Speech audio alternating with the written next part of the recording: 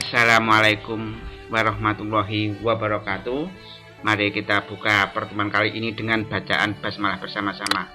Untuk pertemuan kali ini kita masih membahas tentang gangguan sistem koordinasi yang ada pada manusia, yang ada pada kita. Kemarin kita sudah membahas tentang gangguan pada sistem saraf. Kita sudah membahas tentang gangguan pada sistem hormon, sistem endokrin. Nah, untuk pertemuan kali ini kita akan membahas gangguan pada sistem indera kita yang meliputi mata, telinga, hidung, kulit, dan lidah kita. Di sini kita akan membahas dua hal, gangguan koordinasi yang ada pada mata kita dan pada telinga kita. Ini ya, gangguan sistem indera. Nah, sekarang kita akan membahas tentang gangguan yang ada pada mata kita. Kalau mata kita terganggu, apa yang terjadi?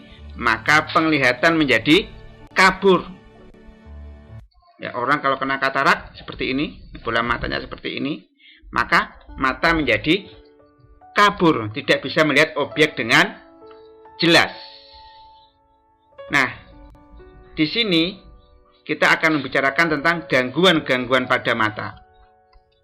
Gangguan pada mata yang pertama ini adalah miopi, rabun jauh. Mengapa ini disebabkan? Karena lensa mata ini ya, lensa mata ini adalah terlalu cembung lensa matanya.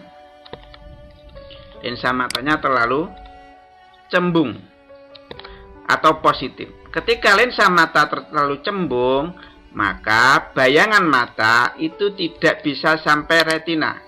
Ya, bayangan mata sampai sini aja, tidak bisa masuk sampai pada retina ini. Retina, nggak bisa pas di retina. Sehingga orang ini kalau lihat benda yang terlalu jauh, kabur karena bayangannya tidak sampai pada retina. Maka ini ditolong dengan menggunakan lensa yang bersifat cekung, sehingga bayangan benda bisa sampai ke retina. Itu.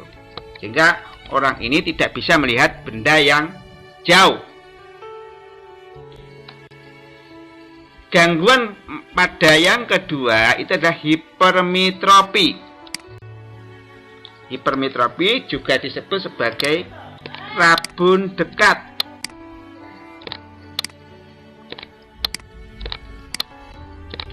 Orang kena rabun dekat tidak bisa melihat benda yang ada di dekatnya. Itu rabun dekat. Disebabkan oleh lensa mata ini yang terlalu pipih, terlalu cekung. Apa akibatnya? Ini jika ada benda, maka bayangan benda tidak bisa ke retina, tapi berada di belakang retina sini. Sehingga benda kalau terlalu dekat, maka kelihatan kabur, karena benda tidak tepat di retina. Maka ini ditolong dengan menggunakan lensa cembung atau positif, sehingga bayangan benda sini sampai tepat ke retina. Seperti itu. Selanjutnya ketiga, juling. Ya, gangguan mata yang yang ketiga adalah juling. Disebabkan oleh apa? Otot mata ini kanan dan otot mata kiri itu tidak seimbang, tidak serasi. Sehingga arah kandungan kedua bola mata tidak sama.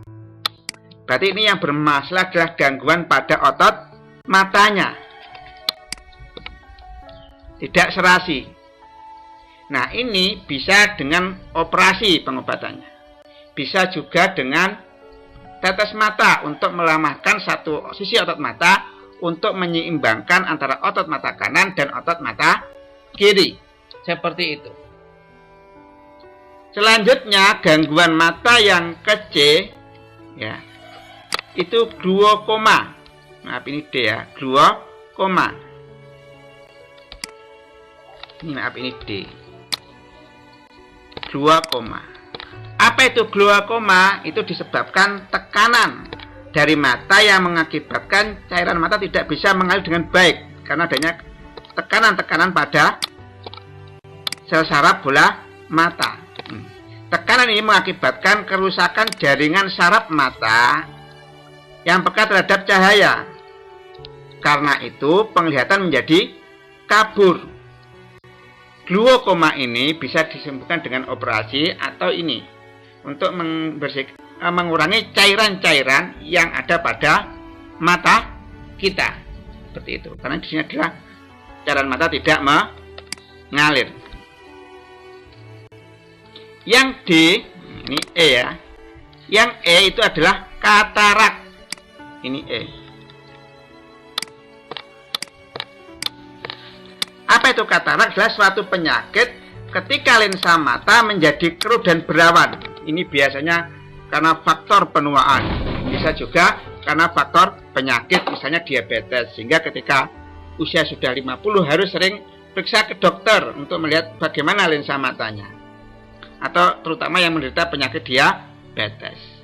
Lensa mata kita sebagian besar terdiri dari air dan protein. Dengan bertambahnya usia, lensa menjadi semakin tebal dan tidak fleksibel. Hal ini di lensa mata kita, itu ya, itu menyebabkan menyebabkan adanya gumpalan protein dan mengurangi cahaya yang masuk retina. Sehingga ketika kita kena katarak, maka yang terjadi adalah tidak jelas penglihatannya. Seperti itu. Selanjutnya, gangguan yang kedua pada organ telinga. Di sini ada tuli konduktif. Tuli konduktif adalah gangguan penghantaran getaran bunyi dari telinga bagian luar ke telinga bagian tengah, ya, dari sini sampai telinga bagian luar sampai telinga bagian tengah, seperti ini. Lalu tuli saraf. Tuli saraf itu karena gangguan gejala saraf auditori. Sel saraf nanti yang menggantungkan impuls ke otak kita. Biasanya kalau yang terkena sel saraf auditori itu biasanya permanen. Ya. Nah, selanjutnya tuli konduktif itu yang pertama. Mengapa sampai terjadi tuli konduktif di sini? Yang pertama karena adanya ini. Penyumbatan saluran telinga bagian luar sini. Nah, di sini adanya minyak serumen. Minyak serumen itu untuk melindungi organ hidung kita, membunuh kuman-kuman yang masuk, lalu untuk menahan zat-zat asing yang tidak berguna bagi telinga kita. Nah, di sini karena banyaknya kotoran, maka di sini mengeras kotoran-kotoran itu, sehingga mengganggu pendengaran. Biasanya kalau sakit sama dokter akan dibersihkan. Yang kedua, penebalan atau pecahnya membran timpani. Gendang telinga ini pecah. Ya, mengapa? Ini bisa karena tekanan-tekanan pada telinga kita. Juga bisa karena infeksi kalau pada anak-anak karena adanya cairan yang berlebih. Yang ketiga, pengapuran tulang pendengaran. Sini ada tulang-tulang pendengaran, tulang martil landasan sang lurdi. Maaf, di sini nanti impuls-impuls saraf, gelombang-gelombang itu akan dirubah menjadi getaran-getaran. Ini mengalami pengapuran. Selanjutnya, yang D, kekapan hubungan antara staples ini, ya, tulang landasan, ya di sini ya, itu dengan gendang telinga. Ini berbagai macam gangguan-gangguan tuli konduktif. Kata-kata motivasi bagi seorang yang menderita penyakit, ya, di sini. Ya, di saat aku terjatuh sakit, mungkin Tuhan rindu akan kehadiranku. Rindu ingin melihat aku menangis di hadapannya dan berdoa meminta dengannya. Sehingga orang ketika mengalami banyak ujian kehidupan, mungkin ketika itu Tuhan jatuh cinta, seperti dalam film yang diangkat dari Nobel berjudul Tuhan jatuh cinta. Mari kita tutup doa ini dengan doa akhir majelis. Subhanakallahumma wa bihamdika asyhadu alla ilaha illa anta astaghfiruka wa atubu ilaik. Wassalamualaikum warahmatullahi wabarakatuh.